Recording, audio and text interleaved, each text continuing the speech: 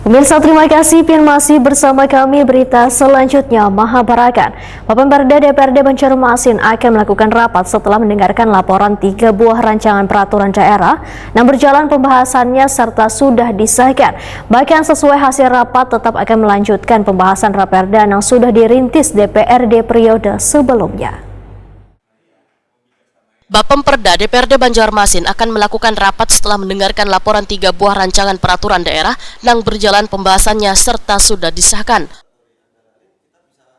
Laporan ketiga buah Raperda yang sudah menjadi peraturan daerah tersebut adalah rumah mediasi, penyelenggaraan kearsipan, pemberian kemudahan, berinvestasi, setelah penting untuk menentukan rancangan peraturan daerah yang akan diusulkan ke depan. Demikian dipadahkan Ketua Bapemperda DPRD Banjarmasin Husaini, Wahitakoni Prima TV.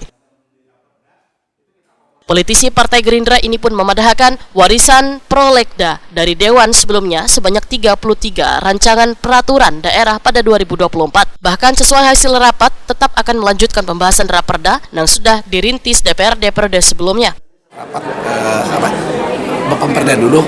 Nah, jadi setelah rapat itu mungkin belum bisa sampaikan, tapi insya Allah dalam waktu dekat kita akan meminta dulu laporan Pansus 3 Raperda yang kemarin sudah berjalan. Apakah sudah selesai atau seperti apa? Lalu kalau memang sudah ada yang selesai, syukur-syukur kalau semuanya bisa kita lanjutkan untuk.